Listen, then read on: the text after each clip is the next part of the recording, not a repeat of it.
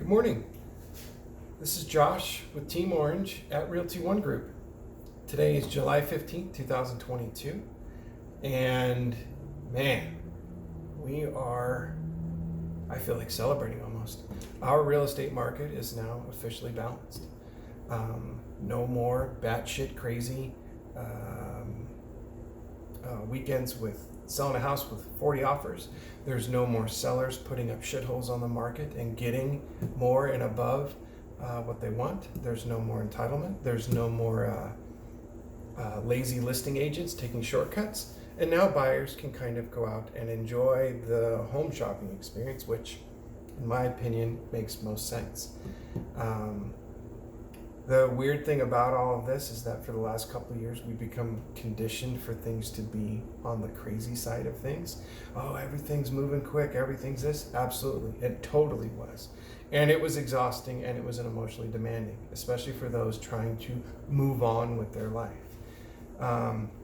Just for some playful numbers, where we were in February, we had 3,200 houses on the market. This is in all of Maricopa County, single-family detached houses.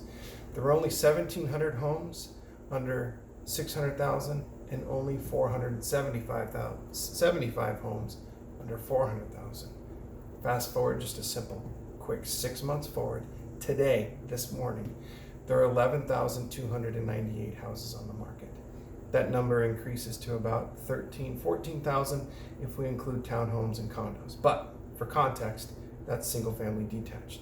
Yesterday, when I prepared for this, there were 11,129 houses. That means in a span of 14 hours, the inventory's already increased 169 homes. Of that, so that's what's available right now. Presently, there are only 5,100 pending transactions, and we've only closed 4,500 homes in the last 30 days. Again, all of Maricopa County. If you had a $600,000 price point, today there are 612 homes that you can choose from. If you had a first-time home buyer budget of $400,000, you've got 1,173. Still different, still not like it was 8 years ago when we started. When I started, there were about 30,000 houses on the market. And at that time, 2015, they considered that a balanced market. With where our inventory was and with how much our population is, we need about that many houses on the market to be balanced. Balanced meaning buyers and sellers have equal leverage in negotiating prices.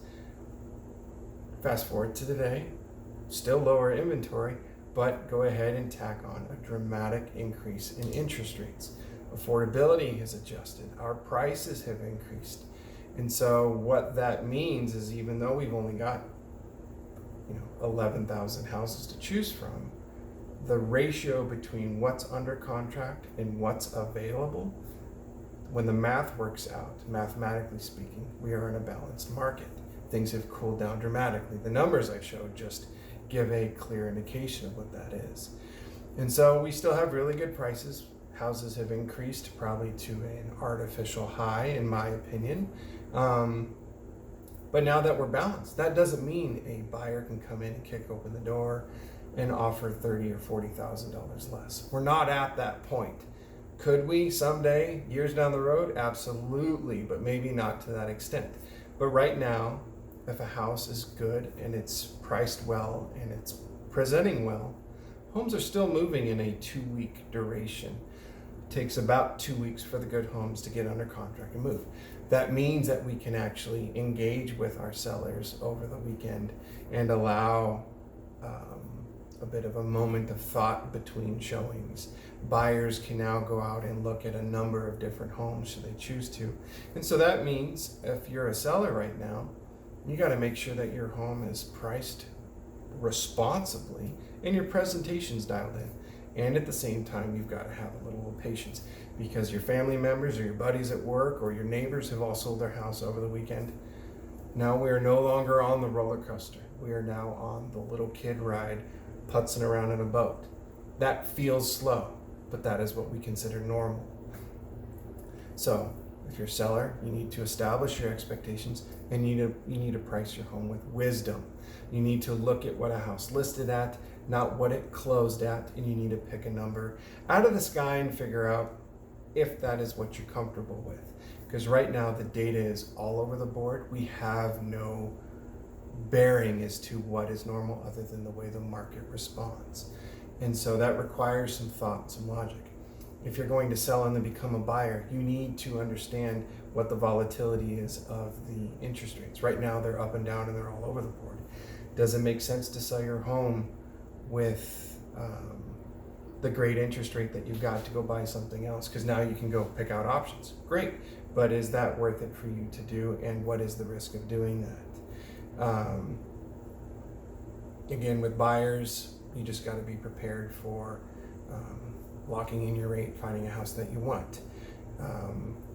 There's another discussion of negotiations that are going on now where buyers now can present the request for closing costs.